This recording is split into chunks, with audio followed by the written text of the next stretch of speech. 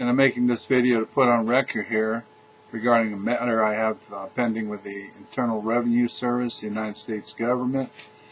About in 1995-96, I did not file tax returns as I had no taxable income and no obligation to file these tax returns. The government had a different position, and they thought that I had taxable income, but we both agreed that I did not file tax returns. So back and forth, government correspondence, not answering my questions, not actually not being responsive, just coming at me saying you owe money. They tried to hit my bank accounts. They tried to hit my employer and such to get money.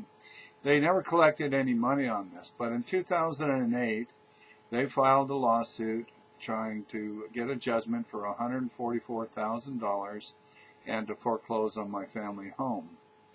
Through the process, there's something called discovery, and part of discovery is seeking answers to interrogatories. So I posed some interrogatories, and among them I asked for copies of assessments, and they were never produced, and of course the government didn't have to produce them. They used some other form to say that, yeah, they were done, but in fact don't actually produce the assessments.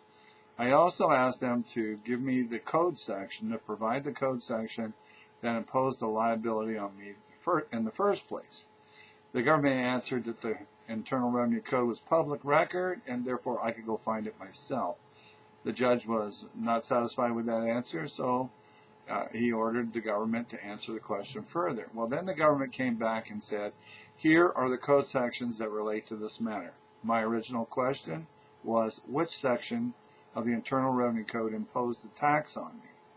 Not, here are the code sections that relate to this matter. Anyway, through a process of summary judgment, and summary judgment is supposed to be used in legal proceedings when both sides agree on the facts. There are no material issues in dispute. And you know, it's kind of like if you got in a car accident and you said, yeah, I hit the guy from behind, and the other guy says, yeah, he hit me from behind. Those are agreed upon facts, and then the law is applied, and you know, no trial is needed. Well, in my case, I certainly did not agree on the facts.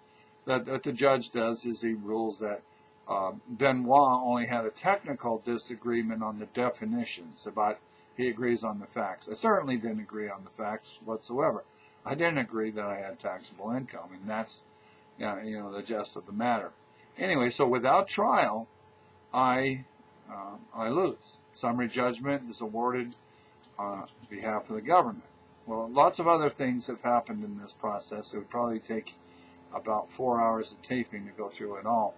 But as I discovered early on, one of the reasons I didn't owe the tax, well, actually the penalties, is that, you know, for the penalties to apply, one of the conditions, you have to be negligent. Of course, I certainly wasn't negligent in the whole matter. I was disputing it from the get-go. And so, you know, there's a disputed fact of whether or not a guy is negligent or not. I mean, the law is pretty specific on that. But more importantly, there's a penalty within this process that the IRS charged that is not something would be subject to some sort of interpretation. That's actually a fraudulent charge. There's a section in the Internal Revenue Code that makes it illegal well, actually I'll read it. That's the best way to cover that. Unlawful acts of revenue officers or agent. Any officer or employee of the United States acting in connection with any revenue law of the United States who is guilty of any extortion or willful oppression under color of law, or who knowingly demands other or greater sums than are allowed by law, shall be dismissed from office or discharged from employment, and upon conviction thereof shall be fined not more than $10,000 or imprisoned not more than 5 years. So what we know here is that it's against the law in the Internal Revenue Code to try to collect more money than or greater sums than are authorized by law. Well, through this process and early on, the forms indicate that the government was charging penalties under accuracy-related penalty section in the Internal Revenue Code 6662, which are imposed for accuracy-related if you were inaccurate. Now, this penalty does not apply to people who did not file a tax return. So it kind of makes sense. If you don't file a tax return, you can't be inaccurate. You didn't file a tax return because you don't think you have a tax liability. There are several places where this is covered in the Internal Revenue Code in the United States, Code of Federal Regulations, Treasury decisions, and the like. Under the Treasury decision, accuracy-related penalty goes on to say that accuracy-related penalty applies only in cases in which a return of tax is filed. The accuracy-related penalty does not apply in cases in which a return of tax is filed, except that the penalty does not apply, excuse me, I misread that. The accuracy-related penalty applies only in cases in which a return of tax is filed. That's under the Code of Federal Regulations.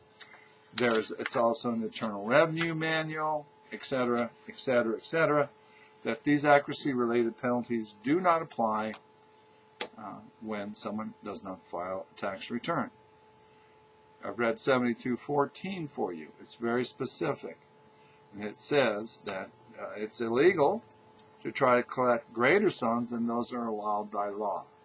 I pointed this out to the United States District Court, pointed it out to the Court of Appeals, and right now we're in the Court of Appeals. Got a motion for asking for the court to vacate this. In my legal briefs, in my motions, I've made this point. The government has not responded to this point whatsoever because obviously they can't. So they just ignore it and hoping that the judge and the court will ignore it. So if this is allowed to stand, not only have they taken my house without a trial, which is a constitutional guaranteed right, they're taking it based on, in a great part, based on penalties that absolutely, unequivocally do not apply in my case. I'm making this video so that it's on the record and that I can pass this along to other people. There's another situation where they're doing something quite similar, but it's a little bit different, and it's an impression under the color of law, trying to collect monies, actually more likely trying to extort records from me without following the Privacy Act requirements. If you want to get a hold of me, you can email me at mblibertarian7@earthlink.net.